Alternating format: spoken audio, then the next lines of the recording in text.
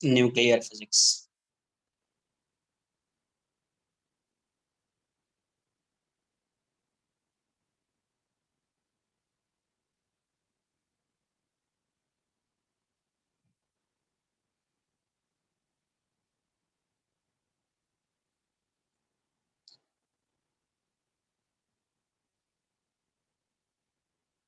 Chemistry में भी पढ़ते हो ना ये सब, न्यूक्लियर फिजिक्स, न्यूक्लियर केमिस्ट्री करके ऐसा।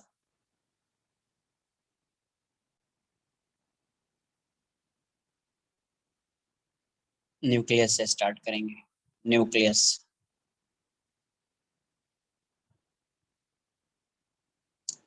डिस्कवर्ड बाय, किसने डिस्कवर किया था इसको? Discovered by Rutherford.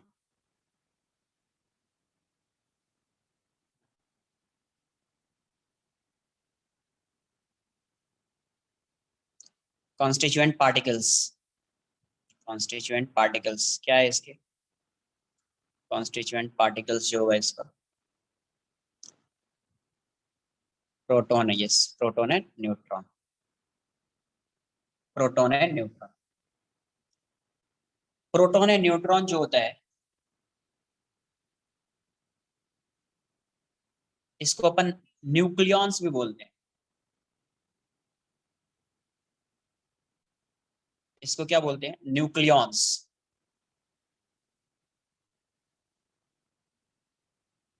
है ना? तो नंबर ऑफ न्यूक्लियॉन्स क्या होगा? Number of protons. अगर मैं न्यूक्लियॉन्स की बात करूं, नंबर ऑफ न्यूक्लियॉन्स, न्यूक्लियॉन्स, तो ये क्या हो जाएगा? Number of protons plus number of neutrons. Yes, plus number of neutrons. मतलब ये मास नंबर हो जाता है, मास नंबर हो जाते हैं।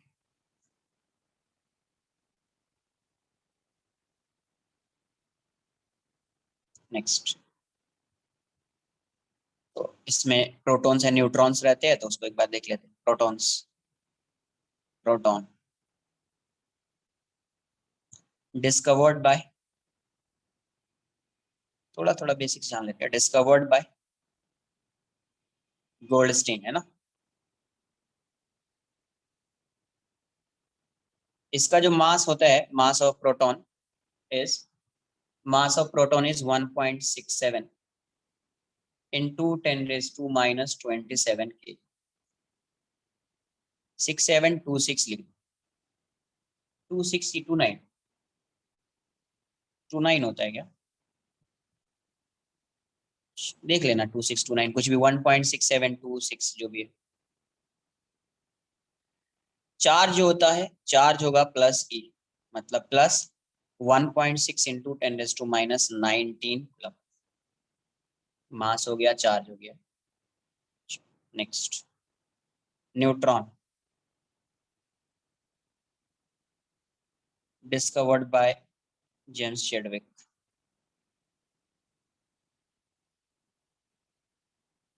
जेम्स चैडविक,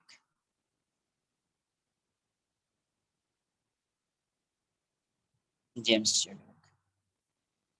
इस पे इसका जो मास होता है, मास ऑफ न्यूट्रॉन इज 1.6749 इंटू 10⁻⁻27 के जी, 10⁻⁻27 के जी। चार्ज जो होगा वो जीरो, न्यूट्रल होता है, वो जीरो हो जाएगा। अब देखो यहाँ पे मास जो है, मास of neutron is slightly greater than mass of proton. Mass of neutron is, है ना? बट जनरली क्या होता है, जब आगे सॉल्व करेंगे, तो आगे सॉल्व करेंगे तो अपन ऐसे लेते हैं, मास ऑफ न्यूट्रॉन को इक्वल मान लेते हैं मास ऑफ प्रोटॉन। तो क्वेश्चन सॉल्व करते हैं ना, तो ऐसा कंसिडर करें, क्योंकि 1.67 तक तो दोनों सेम है, ये 26 है, ये 49, ये 26 है और ये 49, इसलिए। बट वैसे मास of neutron is greater than mass of proton, electron.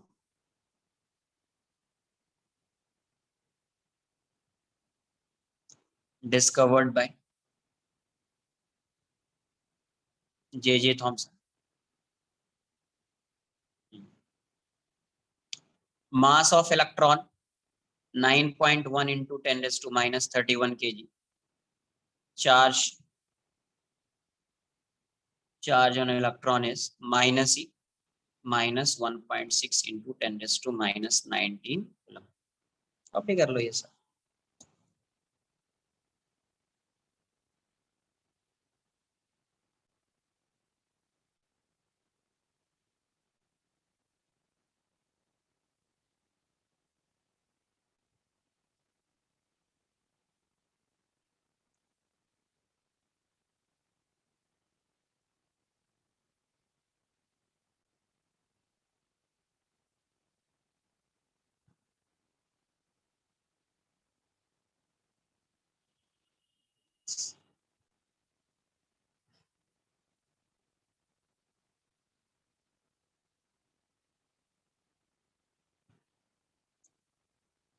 Yes, yes, new chapter, nuclear physics.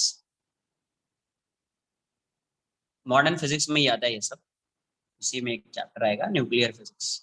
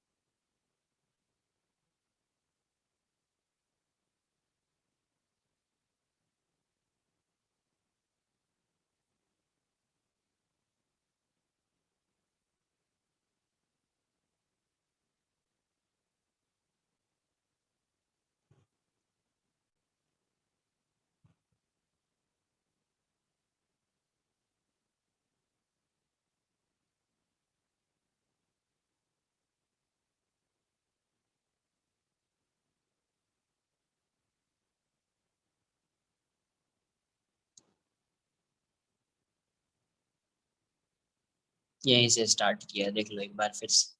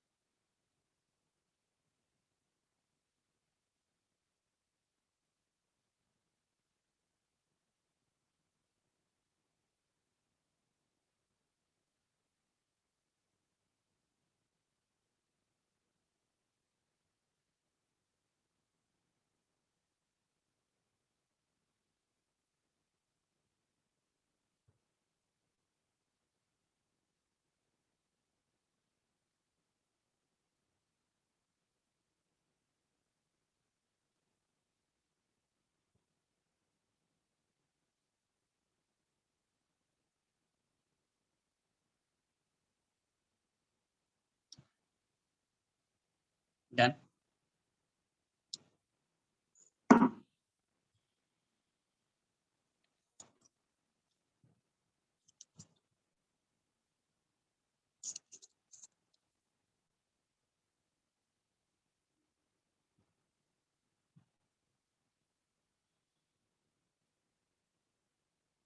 Representation of an element.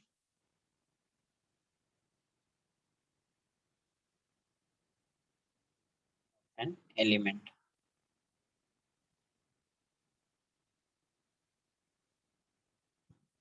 तो क्या हो जाएगा, कोई एलिमेंट एक्स है, जेड ए, इसी को आप क्या लिखेंगे, जेड ए. जेड क्या होगा, एक्स एलिमेंट है, where Z is atomic number. यही किसके इक्वल हो जाएगा, number of protons. A. Mass number, ये number of protons plus number of neutrons, number of neutrons. Next, atomic mass unit,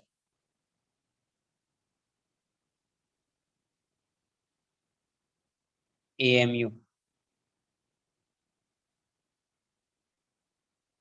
atomic mass unit, AMU. तो 1 MU की क्या value होती है? 1 एटॉमिक मास यूनिट क्या होता है? 1/12 into mass of 1 atom of C12 एटरेस्ट, यही होता है ना? 1 एटॉमिक मास, हाँ, 1.2 into 1/12 into mass of 1 atom of this. तो 1 एमयू की वैल्यू, 1 एमयू की जो वैल्यू होती है, इसको तो आप फाइंड करेंगे तो ये वाली वैल्यू में डायरेक्ट लिखूं, चलेगा क्या? ये आता है 1.66 इंटू 10⁻⁻27 kg में लिख रहा हूँ, ग्राम में नहीं, ग्राम होगा तो वो हो जाएगा। तो 1 एमयू की वैल्यू ये हो जाएगी। कहीं पे 1 एमयू आएगा मतलब 1.66 into 10⁻⁻27 kg, -27 kg।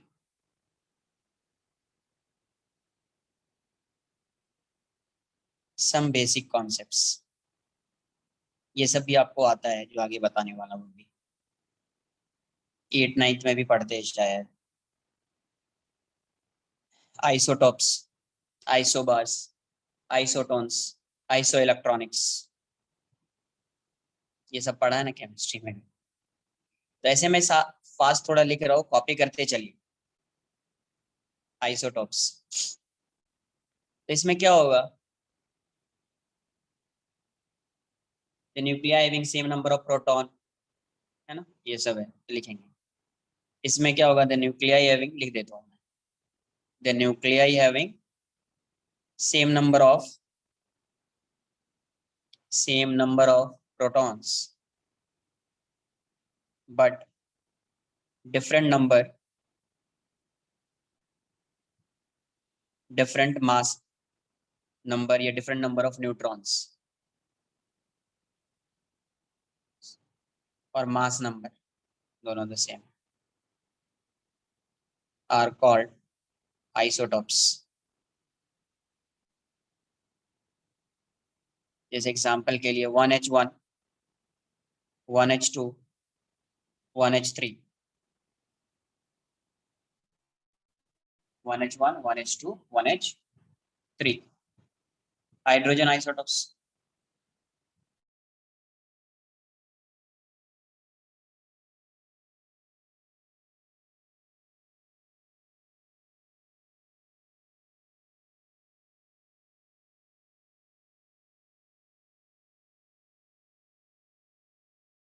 Deuterium,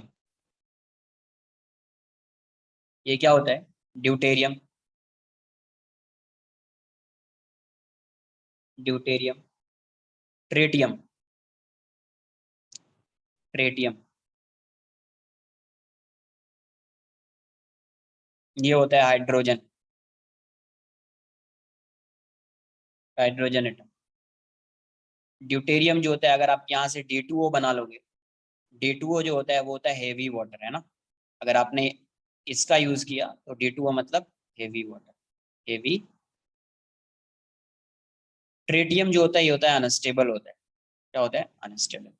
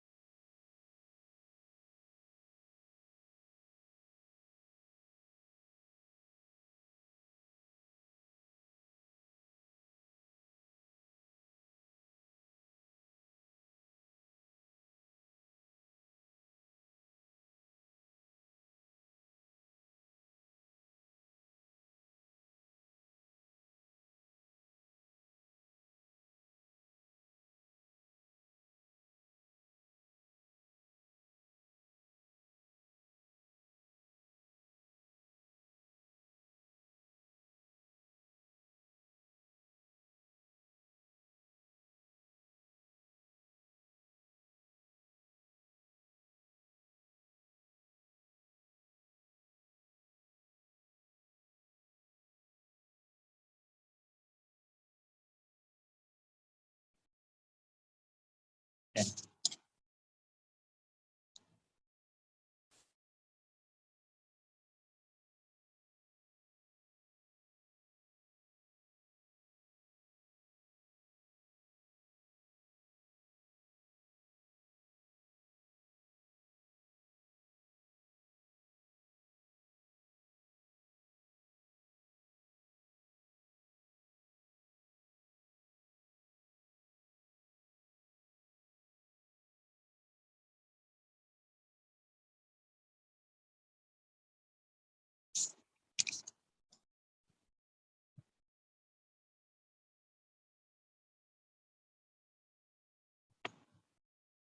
Second, isobars.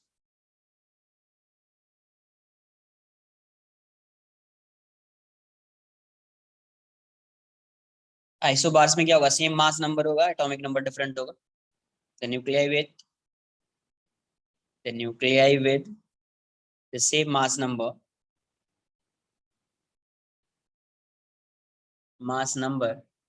but different atomic number. Different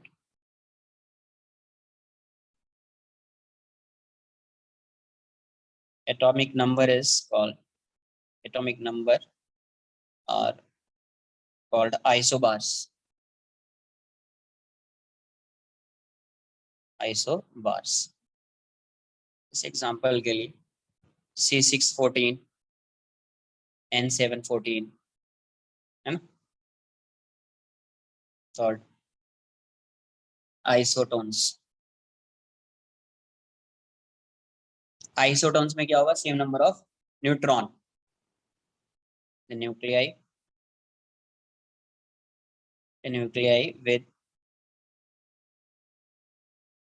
with the same number of neutron but different atomic number but different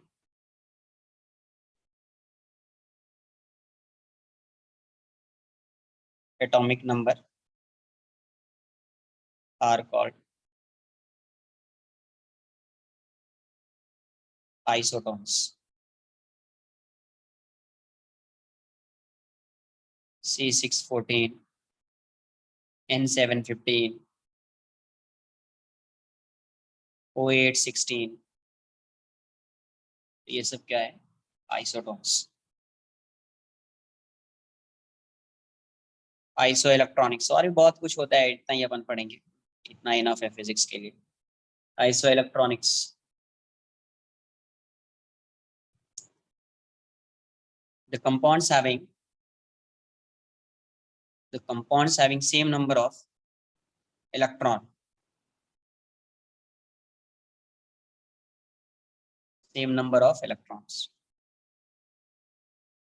So क्या बोलेंगे, same number of electrons are called isoelectronics.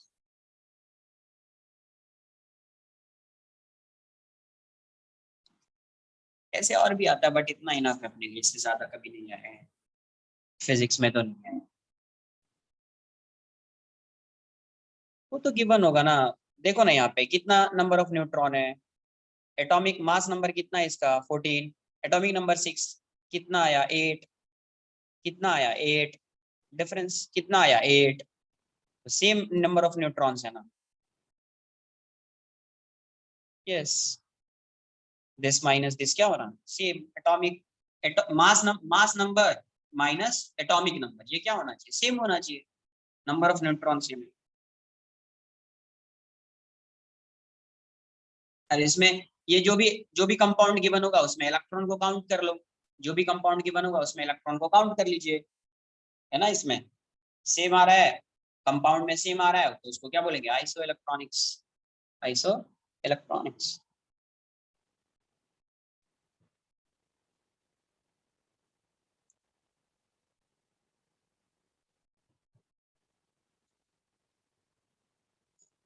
Size of nucleus, size of nucleus, element नहीं, nucleus, nucleus का size. The radius of nucleus is given us, ये सब experimental observation है ना. The new the radius of nucleus is given as r equals to r naught a raised to 1/3. यही है radius of nucleus, where r naught की जो value है, r naught एक कांस्टेंट है, इसकी वैल्यू है 1.2 इंटू 10⁻⁻15 मीटर, मतलब 1.2 फर्मी, 1.2 फर्मी, FM लिख दिया ऐसे 1.2 फर्मी, बट ऐसे ही समझ में आ जाना चाहिए। तो ये होता है आर नॉट, और ए जो है वो है मास नंबर, वो क्या है, मास नंबर, ए क्या है, मास नंबर। तो बेसिकली जो इसका ऑर्डर होता है 10⁻⁻15 का होता है, ऑर्डर क्या होता है 10⁻⁻15 का होता है।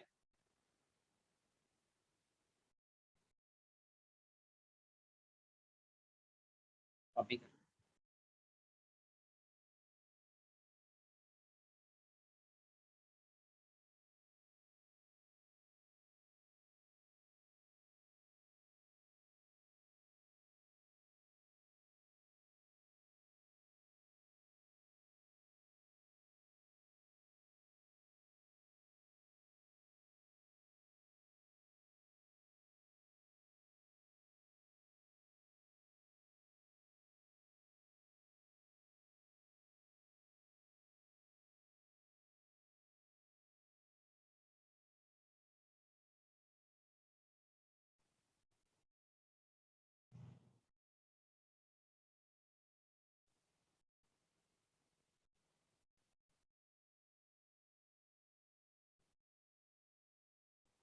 कहीं कहीं पे ये वाली वैल्यू जो है आर नॉट की वैल्यू कहीं कहीं पे ऐसा भी लिखा होगा 1.1 इंटू 10⁻⁻15 मीटर, किसी किसी टेक्स्ट बुक में ऐसा भी दिखा रहे।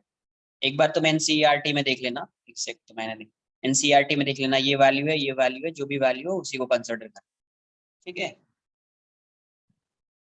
जैसे जब फाइंड करोगे तो ये वाला टर्म हमेशा कैंसिल, जब भी क्वेश्चन आता आएगा ना तो रेशियो, अभी तो आता है नहीं, इसे सिंपल सा कॉन्सेप्ट है। जब भी अगर सपोज मेंस में भी क्वेश्चन आया ना तो रेशियो वाला क्वेश्चन आता है, मतलब एक का गिवन होगा रेडियस, दूसरे का रेडियस फाइंड करना है, तो रेशियो आएगा तो आर नॉट वाला टर्म कैंसिल आउट हो जाएगा, आर नॉट वाला term cancel out.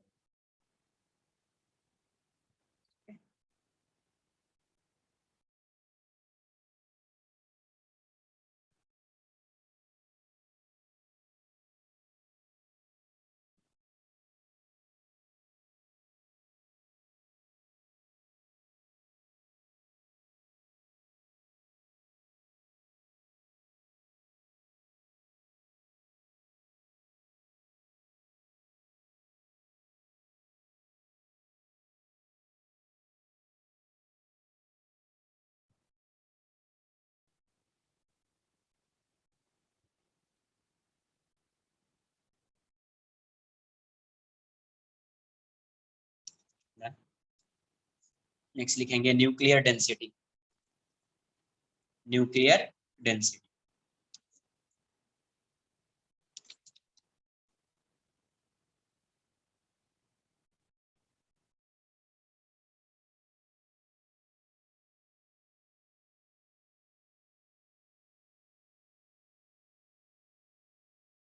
Nuclear density,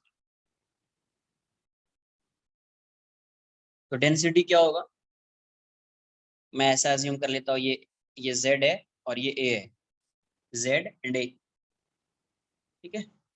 तो इसका मास क्या हो जाएगा, मास ऑफ न्यूक्लियस, न्यूक्लियस के मास की बात कर रहे हैं, तो मास क्या हो जाएगा, number of proton into mass of one proton plus number of neutron into mass of one neutron, ठीक है। तो मैं ऐसा लिख लेता हूँ Nn into mass of proton, since mass of proton is equal to mass of neutron, ठीक है। तो मैंने दोनों को सेम ले लिया, सेम लिया, मास ऑफ प्रोटॉन और मास ऑफ न्यूट्रॉन को सेम लिया, तो किया जाएगा, ये क्या हो जाएगा, A into mass of proton, A into mass of,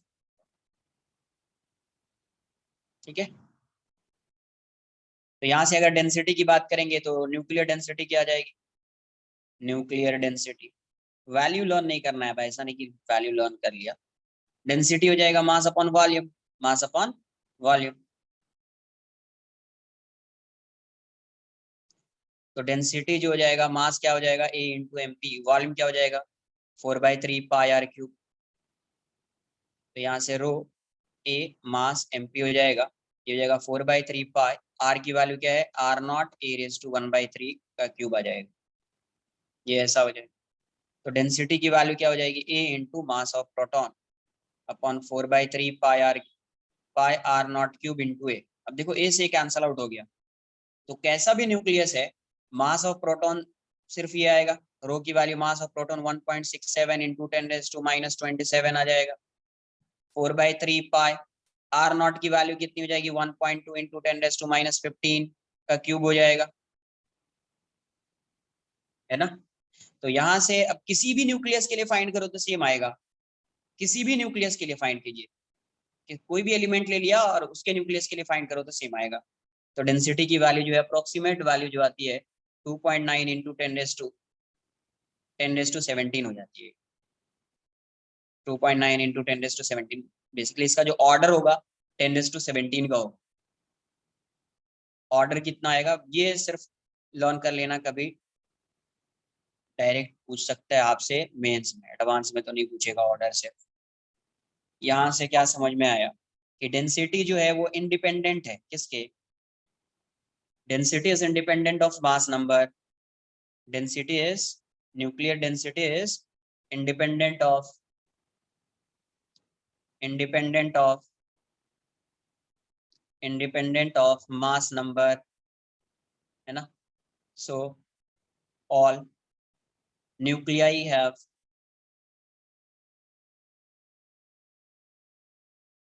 same density,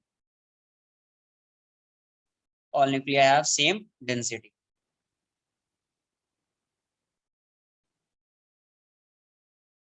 क्या होगी डेंसिटी उसकी सेम, नॉट मच।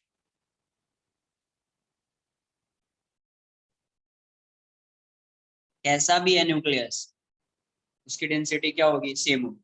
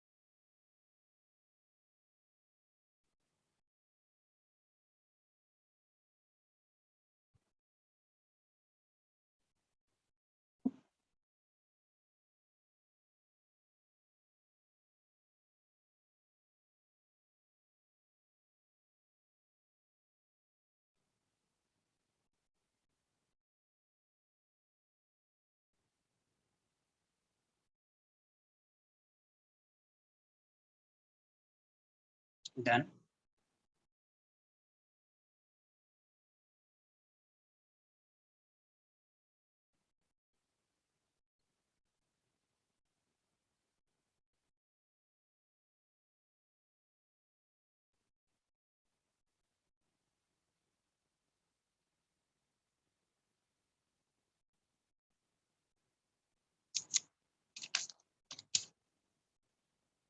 मुझे बताओ अगर मैं न्यूक्लियर फोर्स की बात करूं तो न्यूक्लियर फोर्स कैसा नेचर का, मतलब कैसा फोर्स होगा? इलेक्ट्रोस्टैटिक फोर्स होगा क्या, या ग्रेविटेशनल फोर्स उस टाइप का होगा क्या? इलेक्ट्रोस्टैटिक फोर्स होगा। अच्छा मुझे बताओ, अगर इलेक्ट्रोस्टैटिक फोर्स होगा, न्यूक्लियर फोर्स कैसा है? स्ट्रॉन्गेस्ट फोर्स होता है। न्यूक्लियर फोर्स क्या होता है? Strongest force. ये तो पता है ना यार।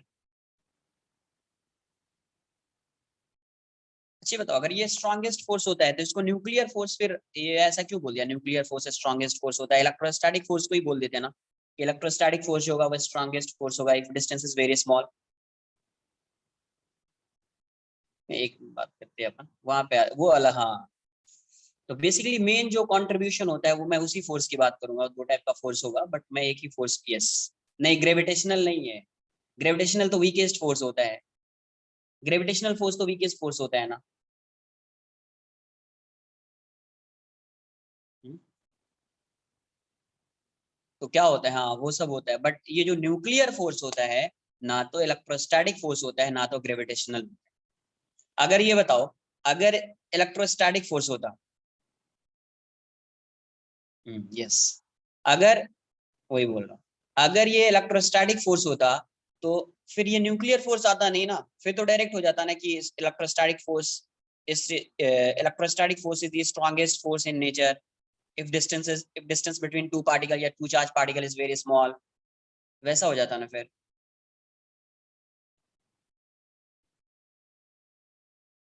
ये बात आ रही है समझ में?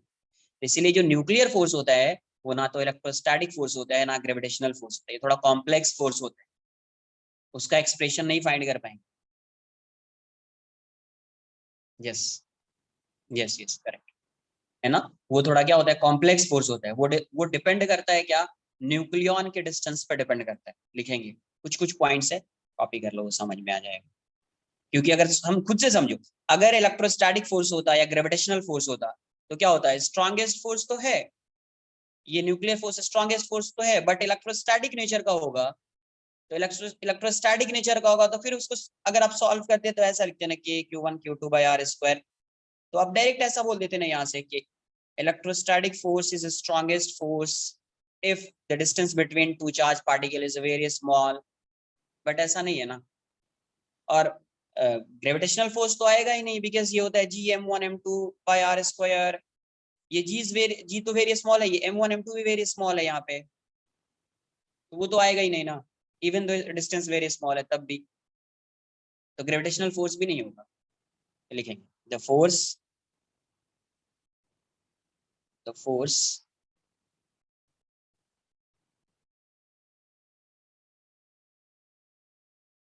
Force which binds the protons and neutrons inside the nucleus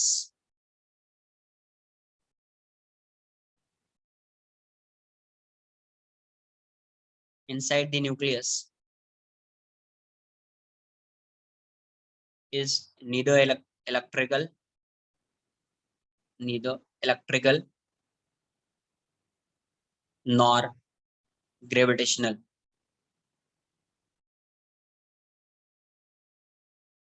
No. It is an entirely different,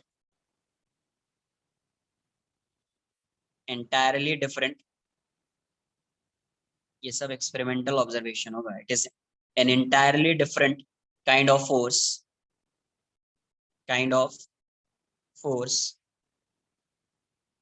called the strongest force. Strong nuclear force. This force is extremely complex in nature.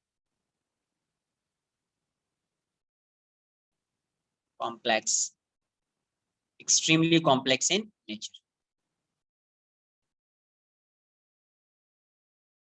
इसकी कुछ प्रॉपर्टीज होती है या characteristics.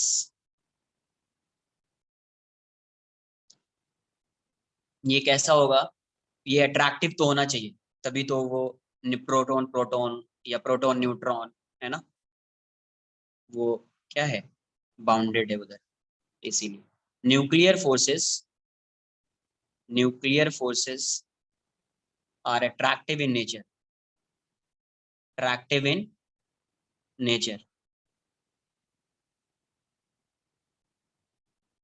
their magnitudes, their magnitude which depends upon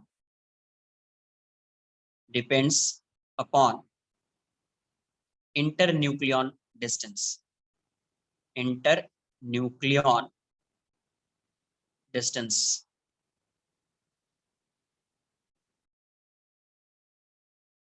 is of, their magnitude is of very high order, very high order, high order. Second point, nuclear force, nuclear forces are charge independent, charge independent. कैसे होता है, अगर charge independent नहीं होता तो neutron neutron के बीच भी कुछ फोर्स लग रहा होगा वहां पे, प्रोटॉन प्रोटॉन के बीच भी फोर्स लग रहा होगा,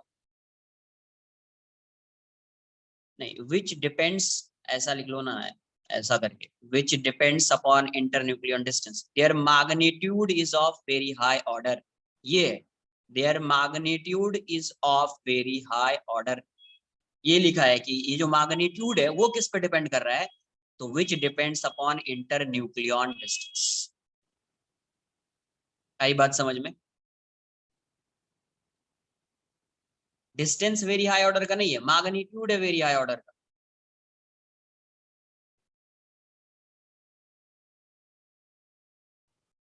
nature, nature of force, nature of force remains same, nature of force remains the same whether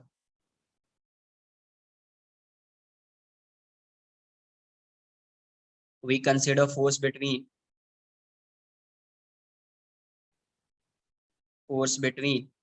two protons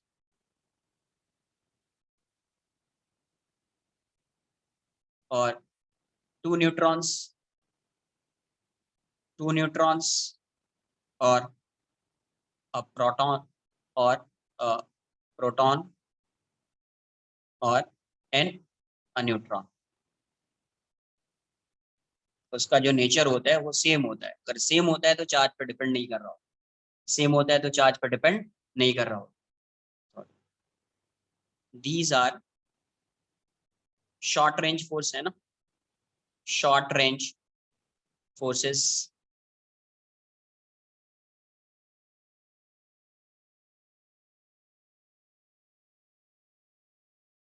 come distance के लिए शॉर्ट रेंज फोर्सेस, इसी को आगे लिखेंगे, लिख सकते हैं इसी को थोड़ा सा। तो nuclear force operate between, nuclear force operates between two nucleons, two nucleons situated in close neighborhood, only ऐसा।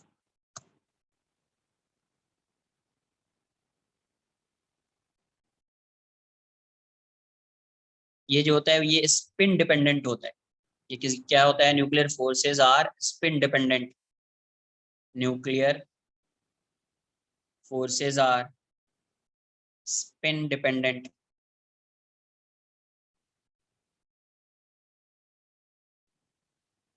nucleons having parallel spin, having parallel spin are more strongly bound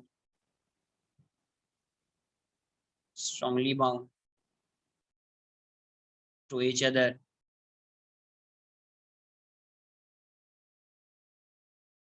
other, है ना, to each other then those having, those having anti parallel spin, parallel spin. और इसको copy करना चाहिए। तो by chance ऐसा है कि कभी कभी एक क्वेश्चन दिया, मोर देन वन में क्वेश्चन दिया, थियोरेटिकल क्वेश्चन, थियोरेटिकल क्वेश्चन, ठीक है, तो ऐसा इसको एक बार आप रीड कर लीजिएगा।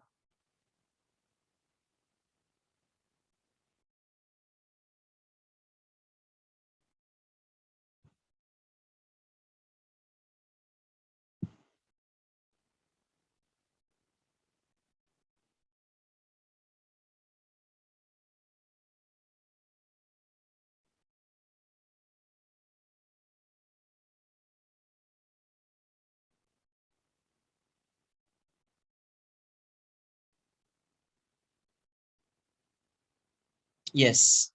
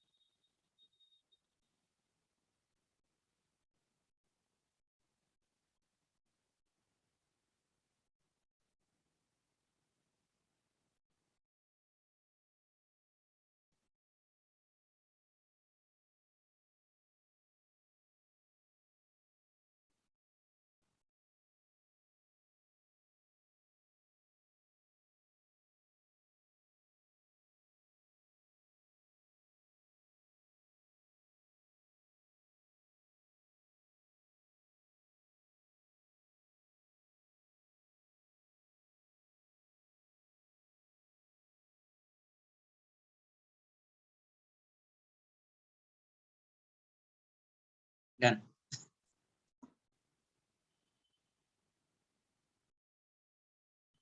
नेक्स्ट लिखेंगे binding energy in mass defect.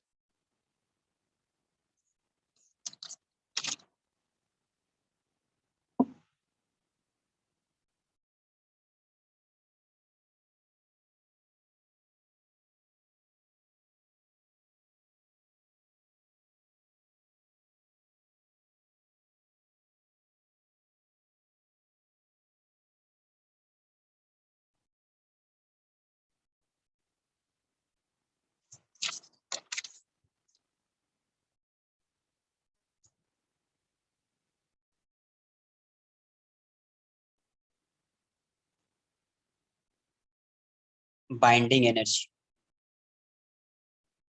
Binding energy B. तो बाइंडिंग एनर्जी क्या होगा? The minimum energy required to break the nucleus, the energy required, the energy required to break the nucleus. उसके अंदर कुछ ना कुछ तो पोटेंशियल एनर्जी होगी ना, तो उसको ब्रेक करने के लिए उतनी एनर्जी की रिक्वायरमेंट है। The energy required to break the nucleus is called binding energy of nucleus, is called the binding energy of that nucleus, binding energy of that nucleus।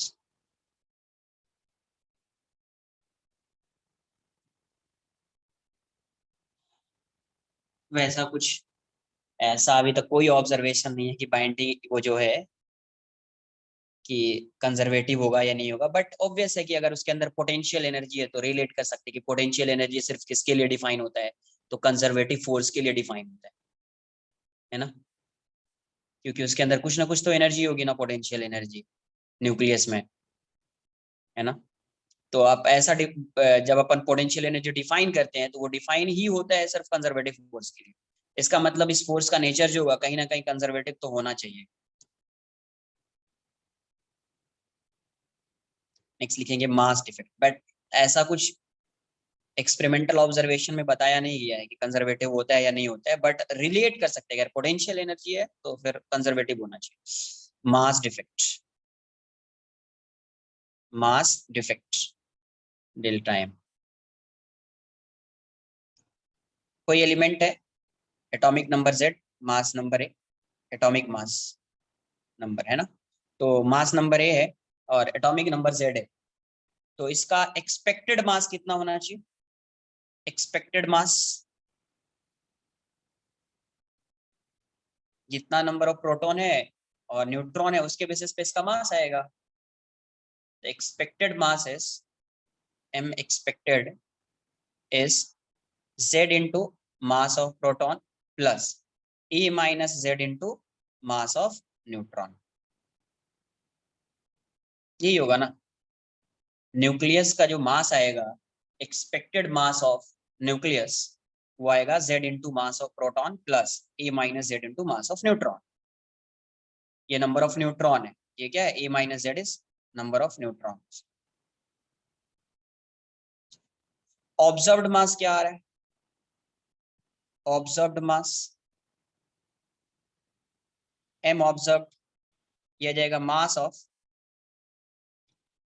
Of atom, ये जो भी atom होगा तो mass of atom minus nucleus का mass find कर रहे हैं अपन, तो minus Z into mass of electron.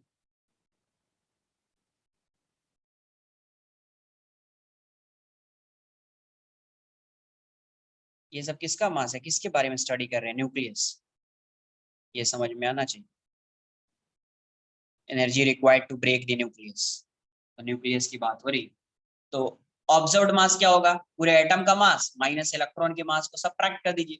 But क्या होता है, सिंस m एटम, ये जो है वो इससे मच ग्रेटर आएगा z into mass of electron आएगा। एटम का मास इलेक्ट्रॉन के मास से तो बहुत ज्यादा ऑर्डर उसका, हेंस आप m ऑब्जर्व्ड को आप ऐसा लिख सकते हैं, m atom, m atom. It is observe that, ऐसा ऑब्जर्व किया गया, क्यों किया गया वो समझ में आएगा, आपको भी बताऊंगा। It is observe that m expected is greater then m observe. कोई इस पॉइंट को एक्सप्लेन कर सकता है? ये बताओ। It is observe that expected mass is greater than observed mass, ऐसा कैसे होगी? ये भी तो वही काम कर रहे हैं, यहाँ पे भी वही काम कर रहे हैं, बट ऐसा ऑब्जर्व किया गया कि एक्सपेक्टेड मास जो होगा वो ग्रेटर होगा ऑब्जर्व्ड मास। क्या होता है, मास जो हो रहा होगा उसका मास एनर्जी में कन्वर्ट हो रहा होगा, है ना। मास क्या होता है, मास एनर्जी में कन्वर्ट होता है या एनर्जी मास में कन्वर्ट होता है? अरे जो सन है, सन से एनर्जी आ रही है, सन से एनर्जी आ रही है, इसका मतलब सन का जो मास है वो क्या हो रहा होगा, यस, सन का जो मास है वो क्या हो रहा होगा, डिक्रीज हो रहा होगा। सन से जो एनर्जी आ रही है अपने पास, तो इसका मतलब है कि सन का जो मास है वो डिक्रीज हो रहा होगा, क्योंकि मास जो है उसका उसका मास क्या हो रहा है, एनर्जी में कन्वर्ट हो जा रहा है, एनर्जी में कन्वर्ट हो जा रहा है। तो इसलिए यहाँ पे एक्सपेक्टेड मास ऐसा होना चाहिए, अपन अगर कैलकुलेट करेंगे थियोरेटिकली तो ये मास आना चाहिए, बट ऑब्जर्व क्या किया गया कि ये मास ये नहीं आ रहा है, मास जो है एक्सपेक्टेड मास, ऑब्जर्व मास जो है वो लेस एक्सपेक्टेड मास।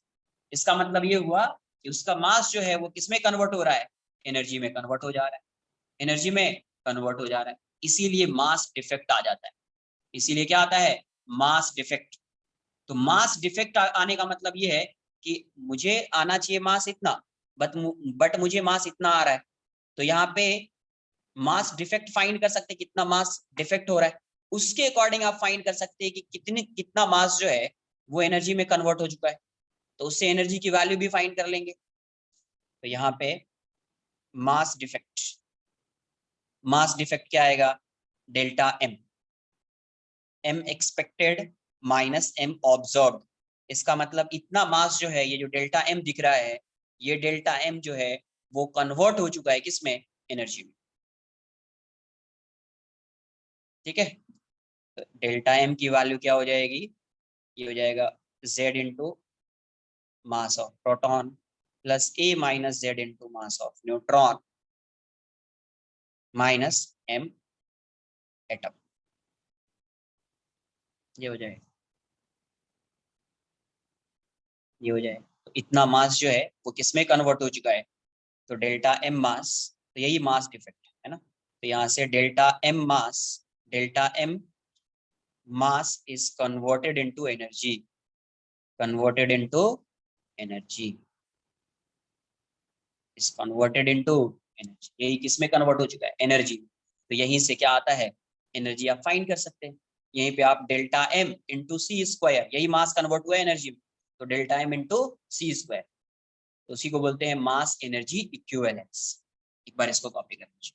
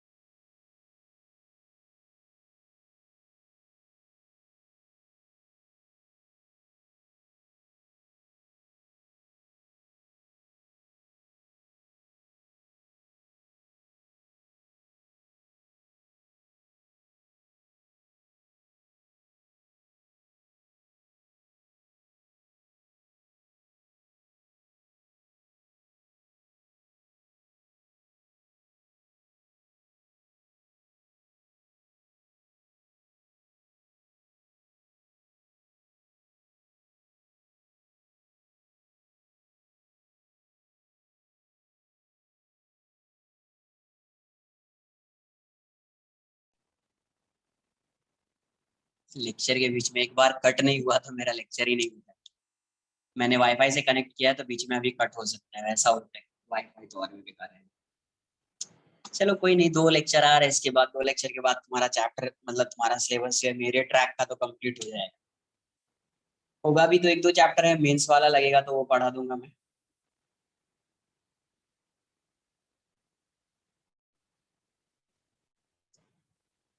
एम ऑब्जर्व क्या? देखो, एक्सपेक्टेड मास ये होना चाहिए, ऑब्जर्व्ड मास क्या होगा? न्यूक्लियस का मास फाइंड कर रहे हैं ना, तो पूरे एटम का मास फाइंड कर लो, देन इलेक्ट्रॉन के मास को सब्ट्रैक्ट कर दो, बिकॉज न्यूक्लियस में तो इलेक्ट्रॉन होगा नहीं ना, न्यूक्लियस में इलेक्ट्रॉन थोड़ी होगा। तो इसीलिए टोटल एटम का मास फाइंड किया और फिर इलेक्ट्रॉन के मास को सब्ट्रैक्ट कर दिया। बट इस इलेक्ट्रॉन का जो मास आएगा वो much less than mass of atom होगा, इसीलिए आप इसको नेग्लेक्ट ही कर दीजिए। तो ऑब्जर्व्ड मास जो होगा मास ऑफ एटम हो जाएगा, मास ऑफ एटम, है ना। अब ये ऑब्जर्व किया इतना, बट अगर आप कैलकुलेट करोगे थियोरेटिकली तो इतना आएगा। तो ऑब्जर्व्ड मास जो होता है वो लेस होता है इससे।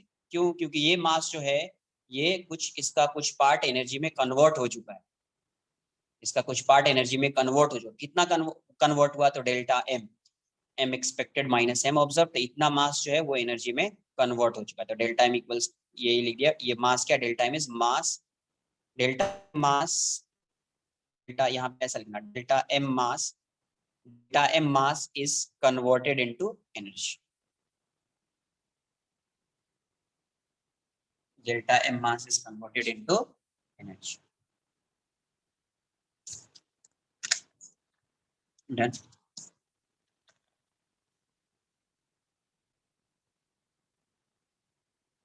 ऑब्जर्व दिया रहेगा ना क्वेश्चन में, ऑब्जर्व मास दिया होगा ना यार, एक्सपेक्टेड मास तो फाइंड कर लेंगे, तो उससे समझ में आएगा ना कि मास डिफेक्ट होगा या नहीं होगा।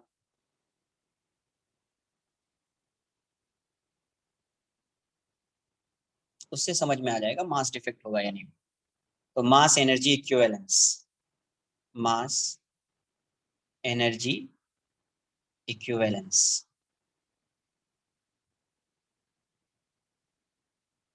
अरे भाई ये बताओ, क्वेश्चन में तो कुछ ना कुछ ये एलिमेंट गिवन होगा, एलिमेंट गिवन होगा तो इसका एक्सपेक्टेड मास फाइंड कर सकते हो। अगर मास ऑफ प्रोटॉन गिवन है, मास ऑफ न्यूट्रॉन गिवन है, नहीं भी गिवन है तो आपको आइडिया है क्या होगा, तो एक्सपेक्टेड मास फाइंड कर लोगे। ऑब्जर्व्ड मास क्वेश्चन में गिवन होता है, ये जो ऑब्जर्व्ड मास है वो क्वेश्चन में गिवन होता है। तो ये मास फाइंड कर लिया, ये ऑब्जर्व्ड मास गिवन है, तो अभी देखेंगे ना ये मास और इस ये मास सेम है, सेम होगा तो एनर्जी में कन्वर्ट नहीं हुआ है, सेम नहीं है इसका मतलब एनर्जी में कन्वर्ट हो गया है। ग्रेटर तो कभी हो ही नहीं सकता है, ग्रेटर हुआ होगा तो कोई एक्स्ट्रा एनर्जी आई होगी वहां पे, एक्स्ट्रा एनर्जी गई होगी, वही एनर्जी मास में कन्वर्ट होगी, बट वैसा क्वेश्चन होगा ही नहीं। आ रही है बात समझ में? ये फाइंड करना पड़ेगा, ये गिवन होगा, उससे समझ में आएगा कि एनर्जी में कन्वर्ट होगा या नहीं होगा। अगर ये मास लेस है इससे, मतलब एनर्जी में कन्वर्ट होगा, नहीं है तो नहीं होगा, इक्वल है तो नहीं होगा, सिंपल। Mass energy equivalence.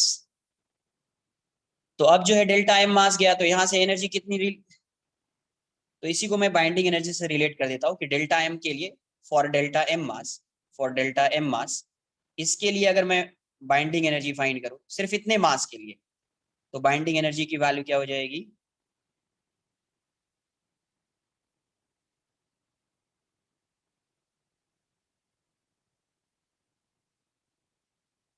सही है क्या? बाइंडिंग एनर्जी क्या हो जाएगी? B is delta M into C square, delta M into C square, ये हो जाएगा mass defect into C. If mass defect delta M is 1 AMU, 1 AMU, then binding energy की वैल्यू क्या हो जाएगी? 1 AMU मतलब 1.66 into 10⁻⁻27 kg into C square. तो यहाँ से बाइंडिंग एनर्जी की वैल्यू जो आएगी 1.66 इंटू 10⁻⁻27 इंटू ये हो जाएगा 9 इंटू 10⁻16। जब आप इसको कैलकुलेट करेंगे तो मैं इसको मेगा इलेक्ट्रॉन वोल्ट में लिख रहा हूँ। यस, कैलकुलेट करेंगे तो 931.5 मेगा इलेक्ट्रॉन वोल्ट। किसमें? इलेक्ट्रॉन वोल्ट में लिखा। वैसे इसकी एनर्जी जूल में आएगी, जूल में आएगी तो फिर इसको इलेक्ट्रॉन वोल्ट में कन्वर्ट करना पड़ेगा। जूल में आएगी इसकी एनर्जी तो इसको इलेक्ट्रॉन वोल्ट में कन्वर्ट करना पड़ेगा। मेगा इलेक्ट्रॉन वोल्ट में कन्वर्ट कर दिया तो बाइंडिंग एनर्जी क्या आ गई? 931.5 मेगा इलेक्ट्रॉन वोल्ट। यहाँ से एनर्जी एसोसिएटेड विद 1 AMU इसकी वैल्यू कितनी है? 931.5 मेगा इलेक्ट्रॉन वोल्ट। तो इफ mass defect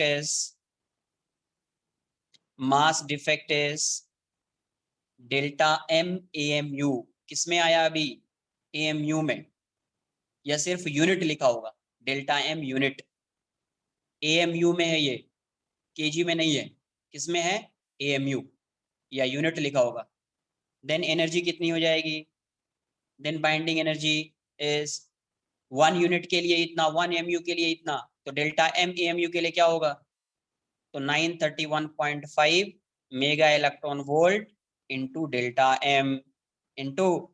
M तो सिर्फ इसको किस में कन्वर्ट कर देना पड़ेगा आपको? AMU में। तो ये AMU में होगा तो डायरेक्ट आप मल्टीप्लाई करोगे तो you will get the value of binding energy. ये किस में होगा? In AMU। तो बाइंडिंग एनर्जी उसके लिए क्या आ जाएगी? 931.5 mega electron volt into delta M, where delta M is in AMU। Clear है?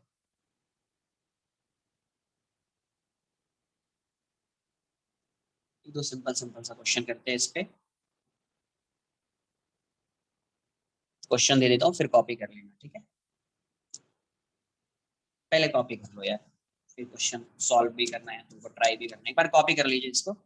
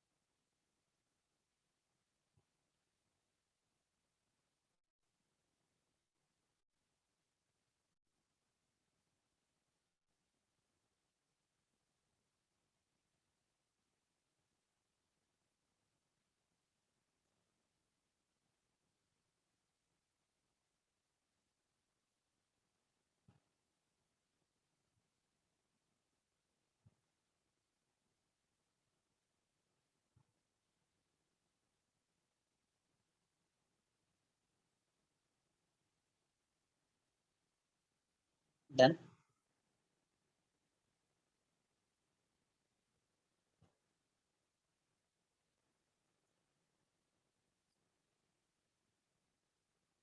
कैलकुलेट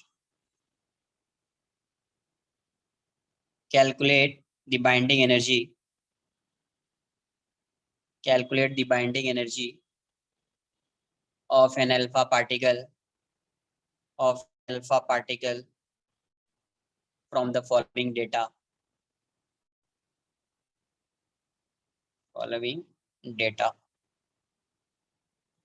ऐसा दिया मास of 1H1 atom. 1H1 atom का मतलब ये मास ऑफ क्या है, मास ऑफ प्रोटॉन है ये 1.00782 एमयू। ठीक है, मास ऑफ 1H1 एटम का मतलब इसमें तो सिर्फ प्रोटॉन ही होगा ना, न्यूट्रॉन तो होगा नहीं ना। इलेक्ट्रॉन के मास को सब्ट्रैक्ट करना पड़ेगा, बट उसको नेग्लेक्ट कर देना तो फिर, क्योंकि उसका मास तो कम होगा, देखेंगे मास ऑफ न्यूट्रॉन। अरे यही होगा ना प्रोटॉन का अगर मुझे फाइंड करना होगा यहाँ से प्रोटॉन का मास तो क्या लिखोगे, तो mass of H atom 1H1 atom equals to mass of 1 proton plus mass of 1 electron. But electron का मास प्रोटॉन के कंपैरिजन में अगर कंपेयर करोगे तो 10⁴ टाइम्स ग्रेटर है। तो 10⁴ टाइम्स ग्रेटर है तो उसको नेग्लेक्ट कर दोगे तो यही मास ऑफ प्रोटॉन हो जाएगा। मास ऑफ न्यूट्रॉन दिया 1008666 एएमयू। एक एक स्टेप बताऊंगा मैं जब सॉल्व करूंगा, तो फिर आपको एक क्वेश्चन समझ में आ जाएगा, तो फिर इस टाइप का क्वेश्चन जब भी आएगा तो हो जाएगा। 4.00260 एएमयू।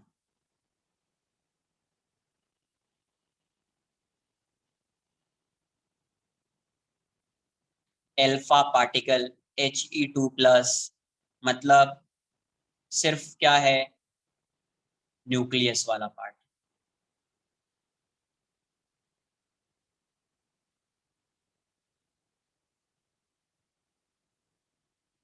एच एल्फा पार्टिकल बोल दिया मतलब हीलियम न्यूक्लियस, तो न्यूक्लियस की ही बात कर रहे हैं।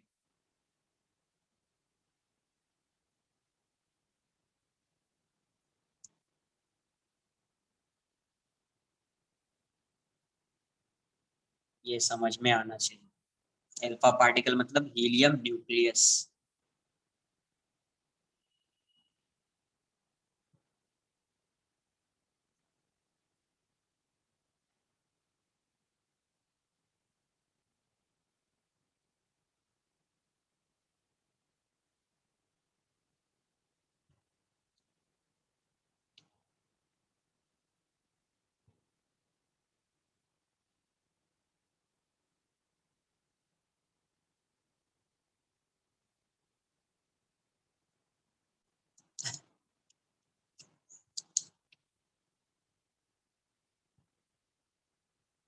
देखो यहाँ से इतना नहीं आएगा, इतना नहीं आएगा। तो पहले ऐसे समझो, मास ऑफ, एकदम एक एक पॉइंट में डिस्कस कर देता हूँ इसका। 1H1 एटम, तो इसमें एक प्रोटॉन है और एक इलेक्ट्रॉन है, तो ये हो जाएगा मास ऑफ, कितना आ रहा है क्या तुम लोगों का, डेल्टा एम कितना आ रहा है, डेल्टा एम तो बहुत कम आएगा, इतनी वैल्यू नहीं आएगी शायद। मास of proton plus mass of neutron, यही होगा ना, mass of, sorry, mass of electron. तो यहाँ से ये मास ऑफ 1H1 एटम, ये क्या हो जाएगा, mass of proton plus mass of electron. But since mass of proton is much greater than mass of electron, hence आप यहाँ से लिख सकते हैं mass of proton equals to mass of 1H1 atom. ठीक है, ये आ गया, ये दोनों सेम। अब मुझे एक्सपेक्टेड मास फाइंड करना है, तो एम एक्सपेक्टेड इज क्या हो जाएगा, हीलियम एल्फा न्यूक्लियस, ये अल्फा पार्टिकल मतलब हीलियम न्यूक्लियस, तो हीलियम न्यूक्लियस में क्या आ जाएगा, 2 इंटू He2+ है ना ये, ऐसा है। तो 2 into mass of proton plus 2 into mass of neutron, ये एक्सपेक्टेड मास है। तो 2 इंटू ये वाली वैल्यू कितनी है, 1.00782 9 प्लस 2 इंटू ये कितना है, 1.00866 5, तो ये आ जाएगा 8 5 6 15 0, और ये कितना आ जाएगा, 3 3 7 1 0, ये कितना आ रहा है, 8 8 9 2 3 0.2 इतना एमयू आ रहा है, इतना एमयू। ऑब्जर्व्ड कितना है यार, M observed is mass of, हाँ 28.3 is the correct answer, yes. Mass of, mass of He24 atom minus 2 into mass of electron, mass of electron, दो इलेक्ट्रॉन है इसमें, मास ऑफ इलेक्ट्रॉन। तो इसको तो नेग्लेक्ट ही कर देंगे, तो ये किसके इक्वल हो जाएगा, मास ऑफ He24 एटम।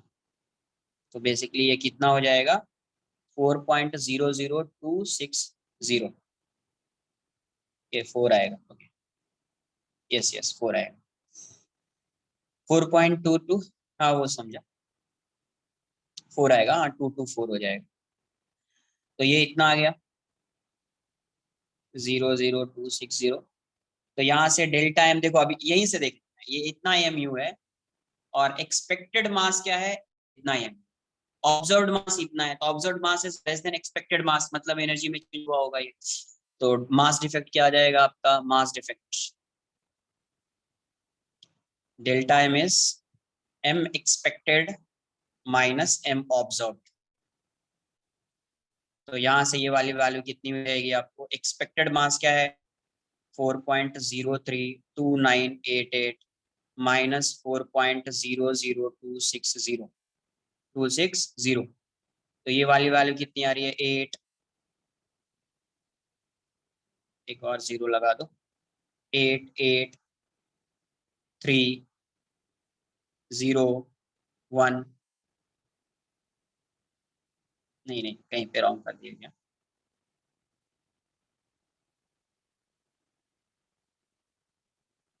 ये आ जाएगा 0.30388 एम, इतना आ जाएगा।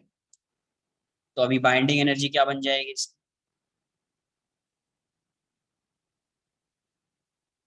Delta 931.5 mega electron volt. अब देखो ये एएमयू में ही है, मुझे एएमयू में चाहिए, एएमयू में है इनटू डेल्टा एम, तो 931.5 into 0.03088 mega electron volt, 28.3 mega electron volt. इस क्वेश्चन को सॉल्व करने के बाद ये समझ में आ रहा है कि इससे रिलेटेड अगर कोई क्वेश्चन एग्जाम में आएगा तो उसमें कैलकुलेशन कुछ ज्यादा हो। क्वेश्चन सिंपल रहेगा बट कैलकुलेशन तो रहेगा ही, कैलकुलेशन तो रहेगा ही। आ रही है बात समझ में, कॉपी कर लीजिए, इसका आंसर नहीं आया है नोट करके कॉपी।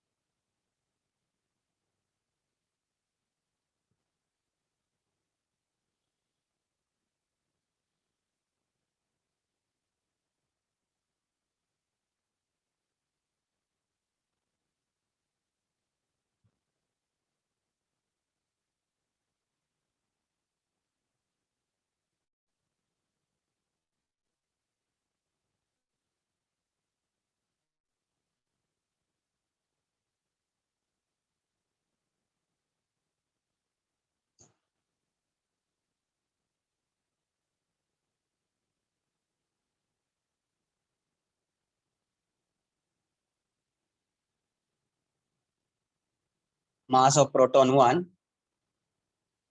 मास ऑफ प्रोटॉन 1 कहाँ से आ गया,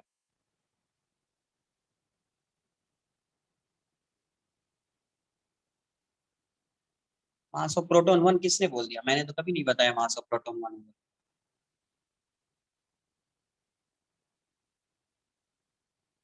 अरे मास कहाँ पे लिखा है मास ऑफ प्रोटॉन 1, कहाँ पे लिखा है?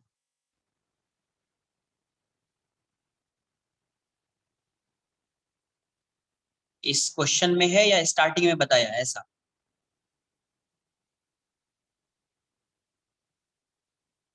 लिखा है मास ऑफ प्रोटॉन 2 × 1 पॉइंट, क्वेश्चन में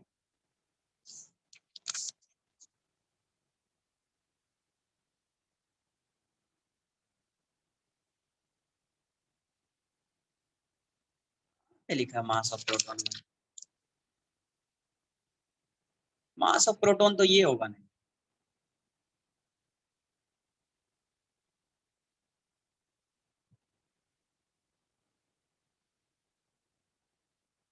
क्या डाउट्स है?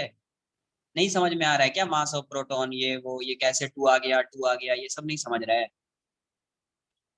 मास ऑफ प्रोटॉन 1 नहीं होगा, कहीं नहीं लिखा होगा मैंने मास ऑफ प्रोटॉन 1।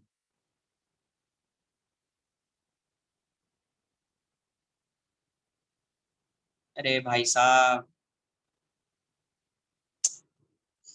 किसमें लिख रहे हैं मास को? मास को किसमें लिख रहे हैं? एटॉमिक मास यूनिट, केजी में नहीं लिख रहे हैं ना यार। केजी में लिखेंगे तो इसको 1.66 इंटू 10⁻27 केजी से मल्टीप्लाई करना पड़ेगा।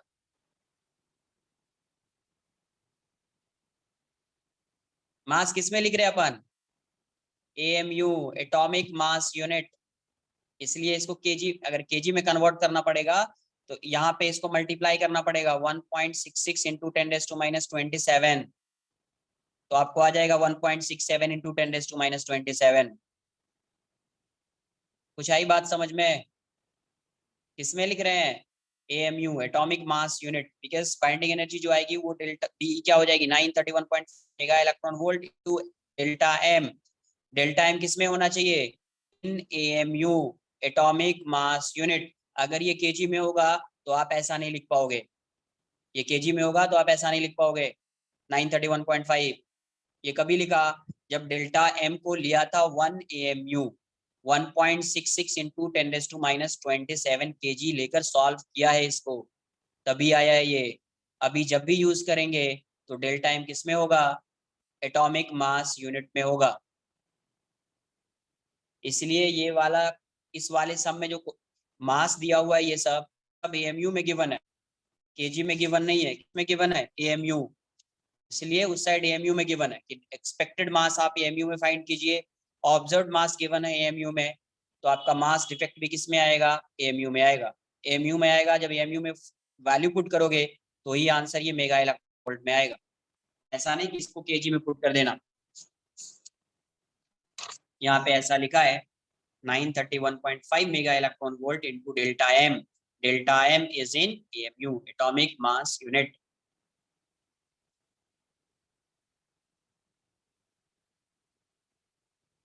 ठीक है।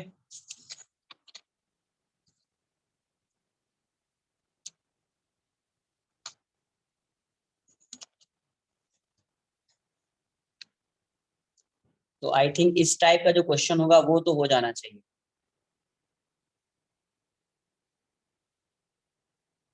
एक क्वेश्चन ऐसे ही जनरल सा क्वेश्चन कराता हूँ, मास कैसे एनर्जी में कन्वर्ट हो रहा है। सेम क्वेश्चन जो है केवीपीवाई में एक बार कराया था, शायद याद तो नहीं है मुझे, बट हो सकता है। Solar solar energy is incident incident normally on the earth surface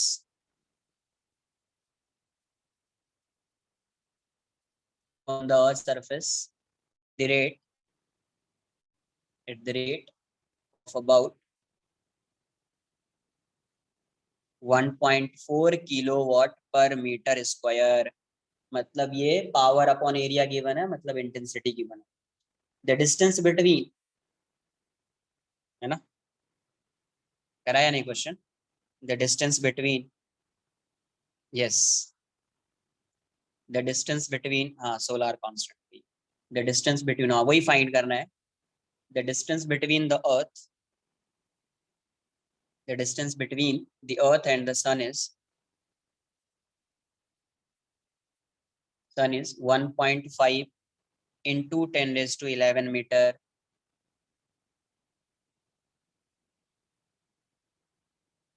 Find the rate of decrease in rate of decrease in the mass of sun. Rate of decrease in the mass of sun, because energy जा रही है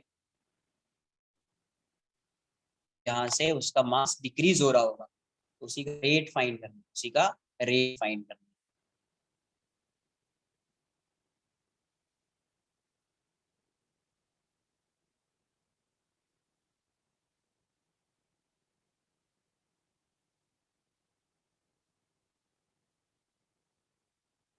9.9 into 10⁻25 आ रहा है answer में, तो 10⁻9 दिया हुआ है, अप्रोक्सीमेट आंसर दिया होगा तो 10⁻9 है, 25 आ रहा है।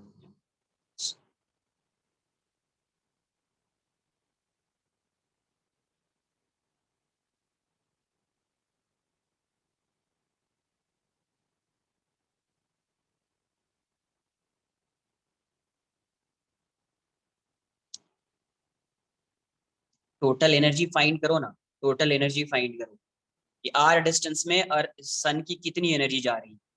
Distance between sun and earth इतना दिया हुआ है, तो जैसे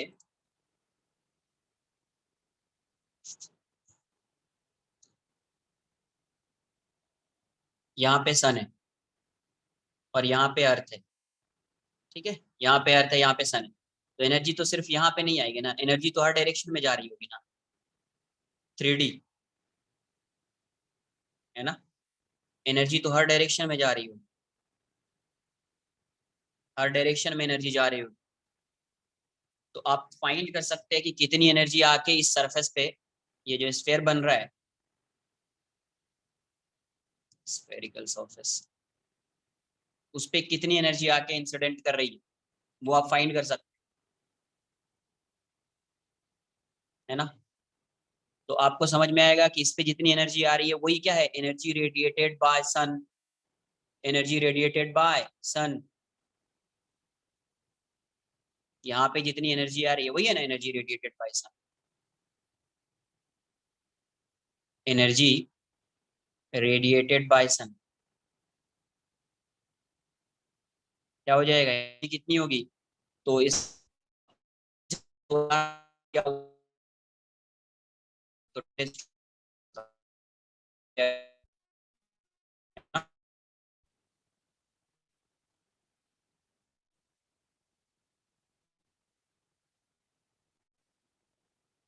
पर यूनिट टाइम लिख देना है ना, पर यूनिट टाइम। लैग कर रहा है क्या,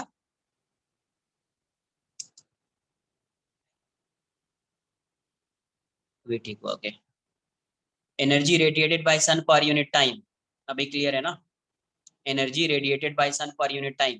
तो देखो इतनी एनर्जी आके इंसिडेंट कर रही है इसके एरिया पे, तो कितने एरिया पे एनर्जी आ रही है, 4πr², इतने ही एरिया पे एनर्जी आ रही है ना यार, ये भी मीटर स्क्वायर में होगा, ये भी मीटर स्क्वायर में होगा, मतलब ये बेसिकली ये energy radiated per unit time है, तो DE/dt लिखना या dQ/dt, ये है, ये क्या है, DE/dt है, एनर्जी रेडिएटेड बाय सन पर यूनिट टाइम इतना। तो ये सब कैंसल आउट हो जाएगा, 1.5 इंटू 10⁻³ इन सबको हटा देता हूँ, यूनिट को मैं हटा देता हूँ, तो ये जाएगा 4π, आर की वैल्यू कितनी है 1.5 इंटू 10⁻11 का स्क्वायर। अब इतनी एनर्जी जो है पर यूनिट टाइम में या पर सेकंड में क्या हो रही है, रेडिएट हो रही है, तो आपको क्या लिखना है, ये क्या हो जाएगा, ये D/dt into M into C square. हाँ 10⁻9 का ऑर्डर आएगा, 4.3 आ रहा है, जो भी आ रहा है, तो ये हो जाएगा 10⁻3 इंटू 4π, ये हो जाएगा 2.25 इंटू 10⁻22। तो यहाँ से देखो सी स्क्वायर तो कांस्टेंट है, बाहर कर दीजिए, dm/dt, आपको यही फाइंड करना है, dm/dt यही फाइंड करना है, तो इसको माइनस लिख देता हूँ, क्यों नेगेटिव, बिकॉज मास जो है वो डिक्रीज हो रहा है, इसलिए नेगेटिव लिख दिया, मुझे आंसर -dm/dt चाहिए, डिक्रीज हो रहा है मतलब -dm/dt चाहिए, ठीक है, इसको कैलकुलेट कर सकते हैं आप, ये 9 हो जाएगा, 9 इंटू 4 126, तो 12.6 हो जाएगा। 12.6 पाई इंटू 10⁻25। तो यहाँ से माइनस dm/dt ये फाइंड करना है, यही फाइंड करना है, डिक्रीज है इसीलिए नेगेटिव।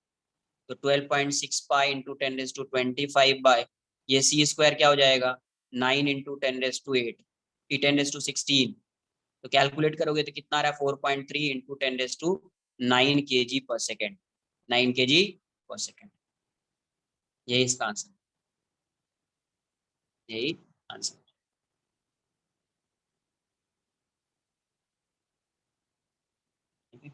कॉपी कर लीजिए इसे।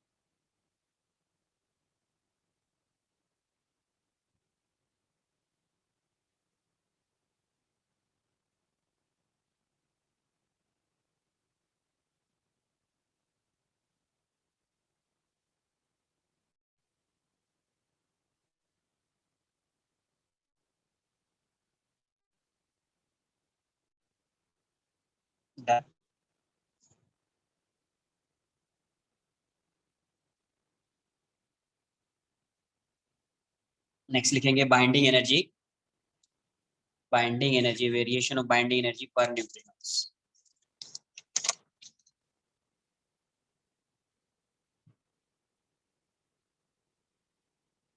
Variation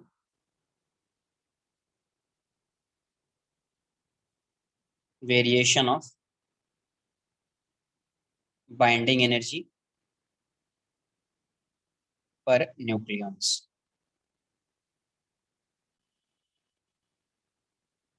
Variation of binding energy per nucleons with mass number, with mass number। तो बाइंडिंग एनर्जी पर न्यूक्लियंस क्या हो जाएगा, बाइंडिंग एनर्जी पर न्यूक्लियंस ये हो जाएगा B/A, मतलब delta M into C square by A, delta M into C square by A. तो binding energy per nucleons क्या है, it is the amount of energy required to remove, it is the amount of energy per nucleons है, it is the amount of energy required to remove one nucleon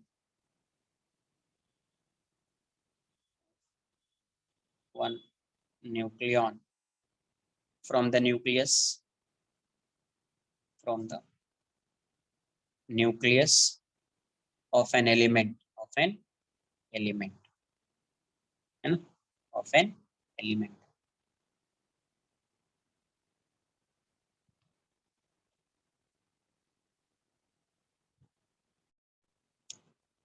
अगर ऐसा मैंने assume कर लिया x and Y जो है ये to elements ले लिया, आर टू एलिमेंट्स,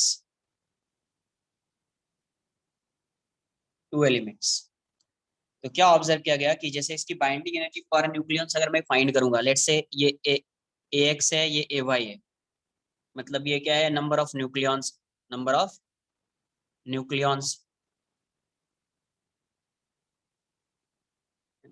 और ये इसकी बाइंडिंग एनर्जी है ई एक्स, और ये ई वाई, ये इसकी क्या है, बाइंडिंग एनर्जी, बाइंडिंग एनर्जी, ये इसकी क्या है, बाइंडिंग एनर्जी। अगर सपोज ये ऐसा आ रहा है, E X by A X is greater than E Y by A Y, if then, मतलब बाइंडिंग एनर्जी पर न्यूक्लियंस जो है वो एक्स का ग्रेटर है binding energy per nucleons of Y, of element Y. तो अगर ये ऐसा होगा, इसका मतलब ये जो ए है, stability of A in X is greater than stability of B, stability of Y. मतलब जिसका binding energy per nucleons greater होता है, उसकी न्यूक्लियर स्टेबिलिटी जो होती है वो ग्रेटर होती है। ग्रेटर क्योंकि एनर्जी ज्यादा रिक्वायर है ना उसको, वो ज्यादा एनर्जी चाहिए उसको, एक न्यूक्लियन को रिमूव करने के लिए ज्यादा एनर्जी चाहिए, किसमें, इसमें, और एक न्यूक्लियन को रिमूव करने के लिए इसमें कम एनर्जी चाहिए, तो ये ज्यादा स्टेबल होगा, तभी तो एनर्जी की रिक्वायरमेंट ज्यादा है। तो greater, yes, greater the binding energy, greater the binding energy, greater the binding energy, energy per nucleons, per nucleons, greater is the nuclear stability, nuclear stability, greater is the nuclear stability। इसका कुछ एक graph आता है binding energy per nucleons का, experimental curve है, draw कर दूंगा मैं, केमिस्ट्री में भी आई थिंक वो पढ़ाई होगा, कॉपी कर लो पहले।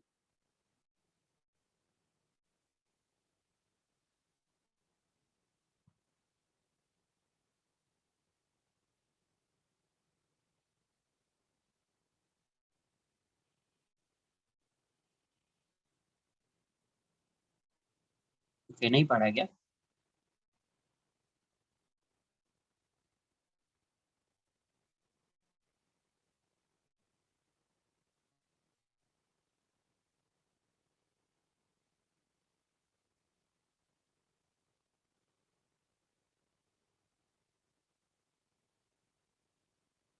नहीं नहीं, अभी इतना सिंपल सिंपल सा है आज के लिए, बस क्या ये क्या होता है।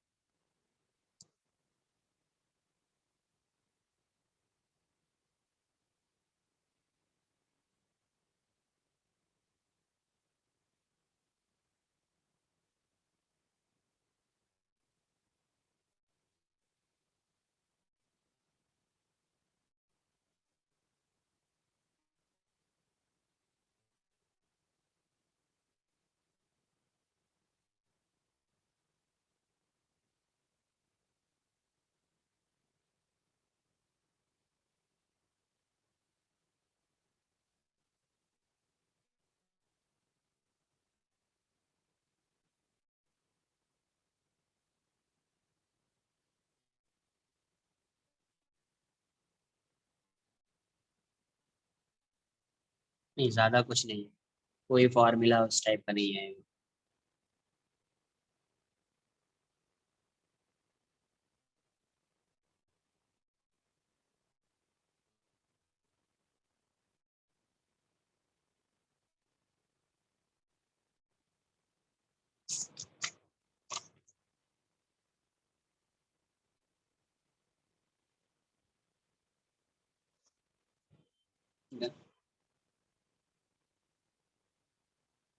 तो यहाँ पे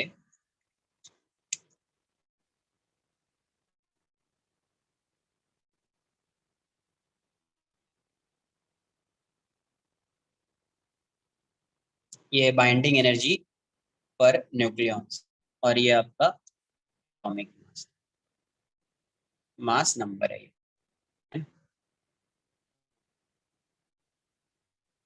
तो यहाँ पे जो आता है ये कुछ ऐसा होता है ग्राफ, इस टाइप से होता है, मैं ऐसा ड्रॉ कर, जिस टाइप से एक्सपेरिमेंटल कर्व है, इस टाइप से कुछ जाता है, ऐसा भी नहीं होता है, थोड़ा ऐसा करके ऐसा होता है, ऐसा ड्रॉ कर लेना।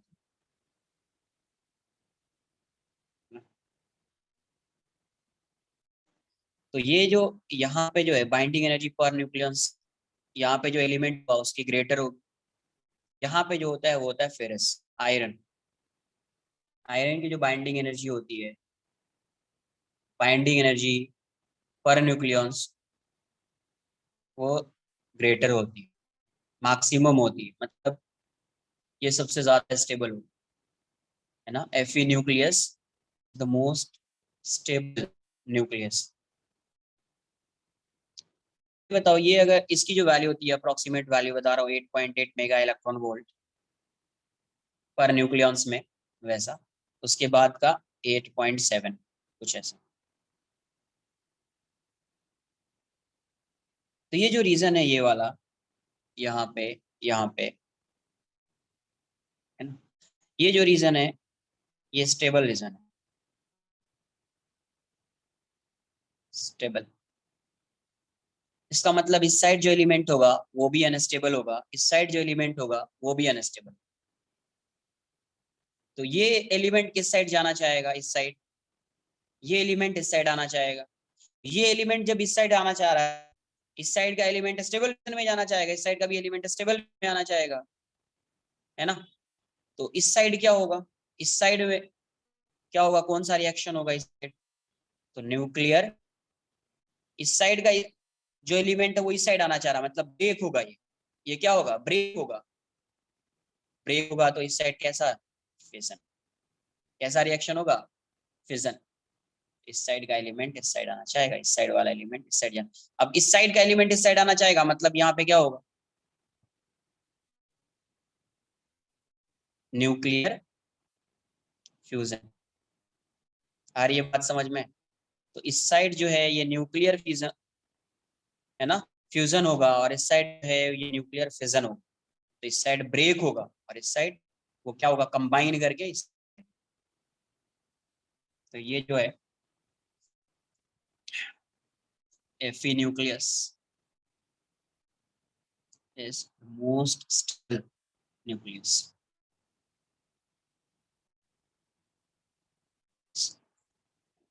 न्यूक्लियर फिजन और न्यूक्लियर फ्यूजन जो है ये आपको आना चाहिए, ये मैं नहीं बताऊंगा। फ्यूजन ये पहले भी पढ़ा होगा आई थिंक। न्यूक्लियर फ्यूजन क्या बोल रहे हो, 10th में है ना ये सब। अरे आया ना, 10th में ये सब, ये नहीं बताऊंगा, सर आप ये बता दो नहीं।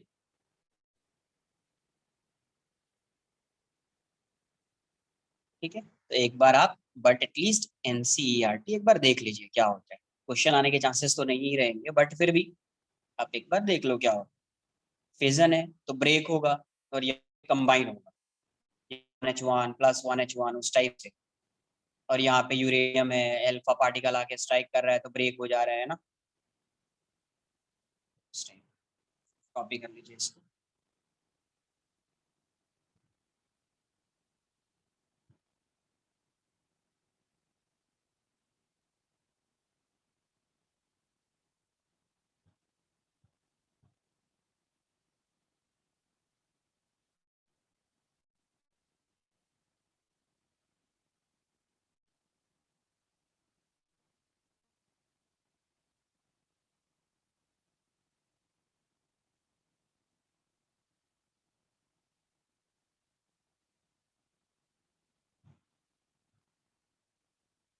डन।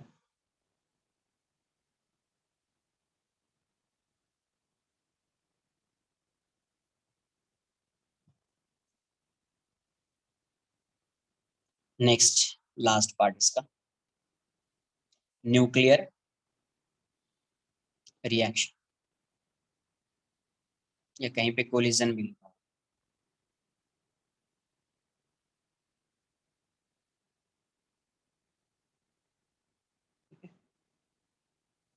तो मैं ऐसा अस्यूम कर रहा हूँ, ए प्लस बी क्या बन रहा है यहाँ से, सी प्लस डी, प्लस कुछ एनर्जी रिलीज होगी, उसको बोलेंगे क्यू वैल्यू। ये क्यू वैल्यू, कुछ एनर्जी या तो रिलीज होगी, वो अगर ये पॉजिटिव है तो वो देखेंगे, अगर ये पॉजिटिव आ रहा है तो रिलीज होगी एनर्जी, अगर ये नेगेटिव आ रहा है तो मतलब एनर्जी सप्लाई कर रहे हैं। तो ए प्लस ये क्या आ जाएगा, C plus D plus something. तो मैं ऐसा अज्यूम कर रहा हूँ, लेट्स से इसकी जो एनर्जी है काइनेटिक एनर्जी, काइनेटिक एनर्जी मैं ऐसा अज्यूम कर रहा हूँ इसकी काइनेटिक एनर्जी E1 है, और इसकी काइनेटिक एनर्जी E2 है, इसकी काइनेटिक एनर्जी E3 है, और इसकी काइनेटिक एनर्जी E4 है। ये सब क्या है, kinetic energy of A B C D, E1 E2 E3 E4, ये इसकी काइनेटिक एनर्जी। ठीक है,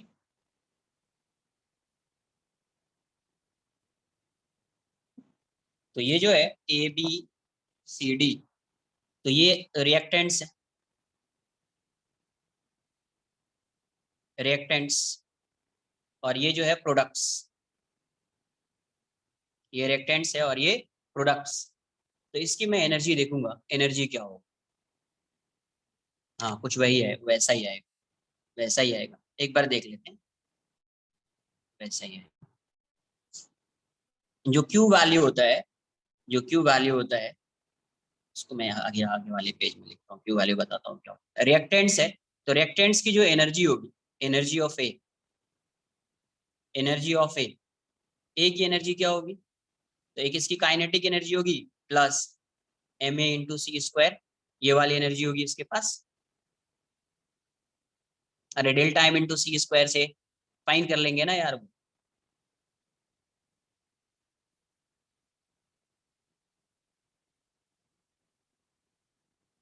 energy of B, energy of B, B की एनर्जी कितनी होगी, E2 plus M B into C square.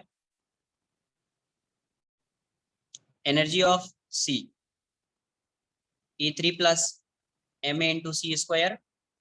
Energy of D ये हो जाएगा E4 प्लस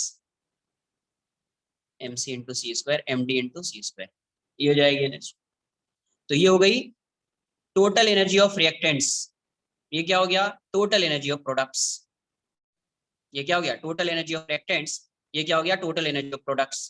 तो एनर्जी कंजर्वेशन लगेगा, एनर्जी कंजर्वेशन तो यूज होगा, है ना। नोट कर लो इतना पहले।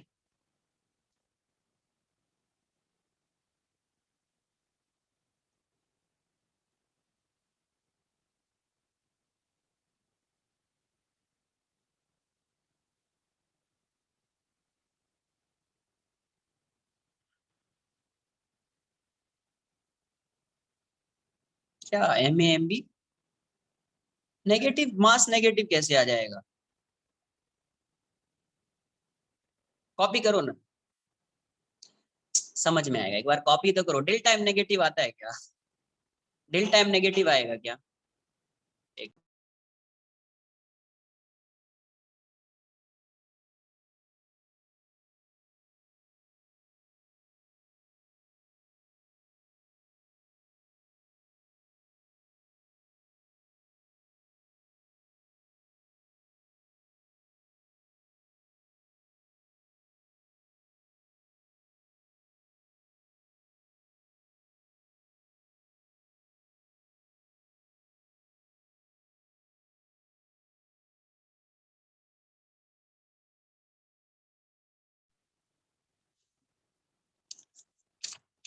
वो समझ में आ जाएगा, आगे मैं सॉल्व करूंगा ना, उससे समझ में आ जाएगा, रुको ना एक मिनट। नेगेटिव पॉजिटिव का कॉन्सेप्ट, तो यहाँ से अगर बाइंडिंग एनर्जी की बात की, using conservation of energy, using conservation of energy, using conservation of energy, conservation of energy से क्या होगा, यूजिंग कंजर्वेशन ऑफ एनर्जी आप क्या लिखोगे, total energy of reactants equals to total energy of products. तो रिएक्टेंट की एनर्जी क्या है, E1 plus M A into C square plus ये कितना आ जाएगा, E2 into plus M B into C square, ये क्या आ जाएगा, E प्लस एम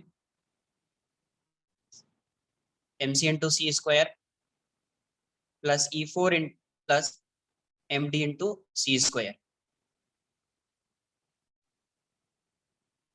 है ना। तो यहाँ से E3 प्लस E4, इसको इस side minus E1 plus E2 equal to आ जाएगा आपका MA plus MD into C square minus MC plus MD into C square, कुछ ऐसा दिखेगा आपको। एंड Q वैल्यू होती है, Q वैल्यू होता है kinetic energy of products minus, यही होगा ना यार, minus kinetic energy of reactants, positive negative कुछ भी हो सकता है। तो यहाँ से Q वैल्यू जो हो जाएगी प्रोडक्ट्स मतलब E3 plus E4 minus E1 plus E2, ये आ जाएगा। तो यहाँ से ये वाली वैल्यू क्या आ जाएगी, E3 माइनस E4, ये वाली वैल्यू क्या आ जाएगी आपको MA plus MC into C square minus MC plus MD into C square, ऐसा दिखेगा।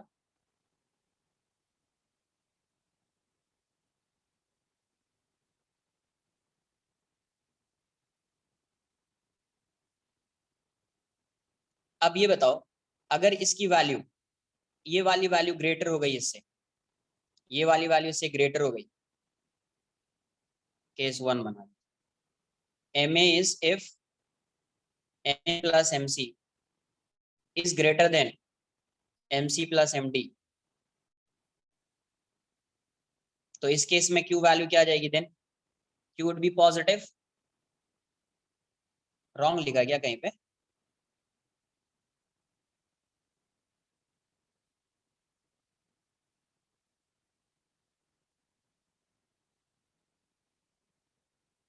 कहीं पे रॉन्ग लिखा है क्या मैंने।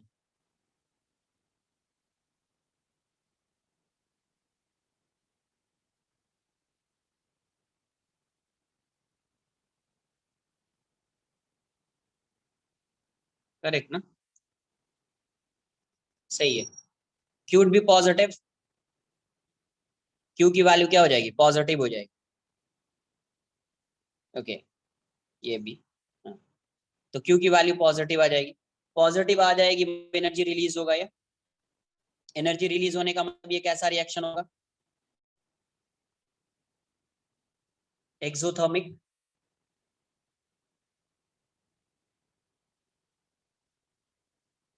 एक्सो मतलब यहाँ पे एनर्जी रिलीज हो रही है।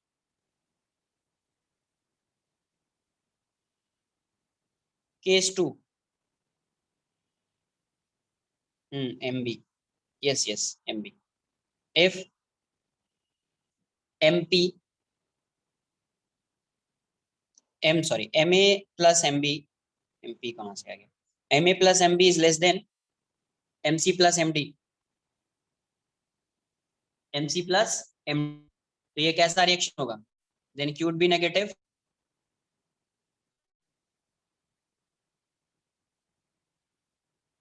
एब्जॉर्ब होगा एनर्जी, यहाँ पे क्या है, एनर्जी इज रिलीज्ड, यहाँ पे एनर्जी इज एब्जॉर्ब्ड,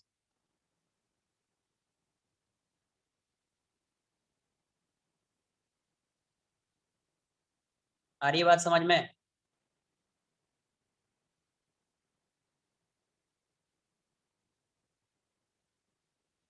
अब देखो एक मिनिमम एनर्जी होती है ना, रिएक्शन को रिएक्शन को ये जो न्यूक्लियर रिएक्शन हो रहा है उसको इनिशिएट करने के लिए मिनिमम एनर्जी चाहिए होती है, उसको बोलते हैं थ्रेशोल्ड एनर्जी, उसको क्या बोलते हैं अपन, थ्रेशोल्ड एनर्जी। पहले इतना कॉपी कर लो, हाँ कॉपी कर लो, इतना कॉपी कर लो।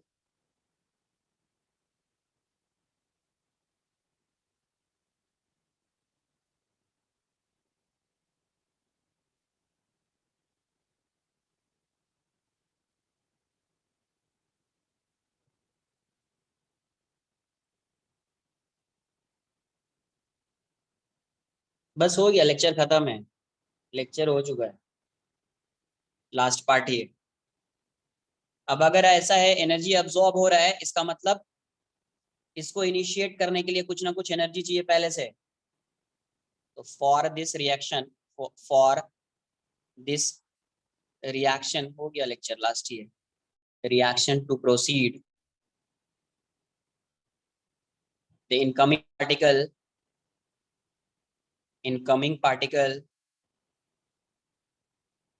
incoming particle must the incoming particle must possess an energy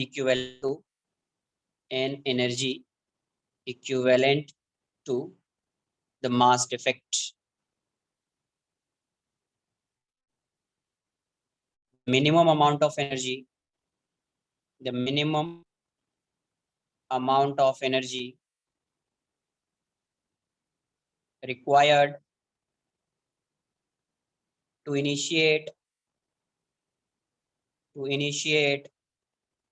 an endoenergic reaction. endoenergic note कर लिया क्या?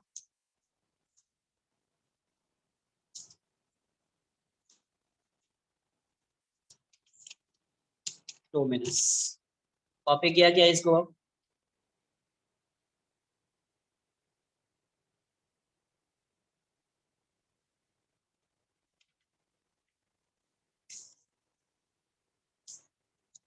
endoenergic reaction is called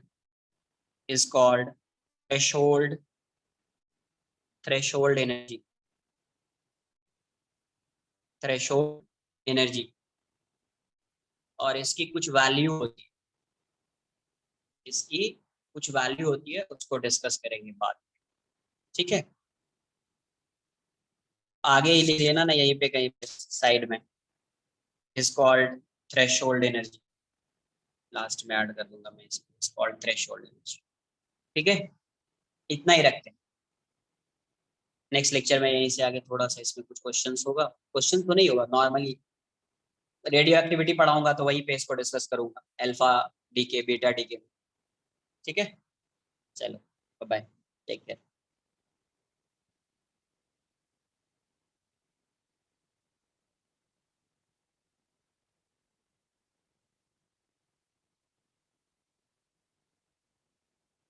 news नहीं देखा मैंने, ऐसा है क्या? हो सकता है, चेक करना पड़ेगा एक बार मुझे।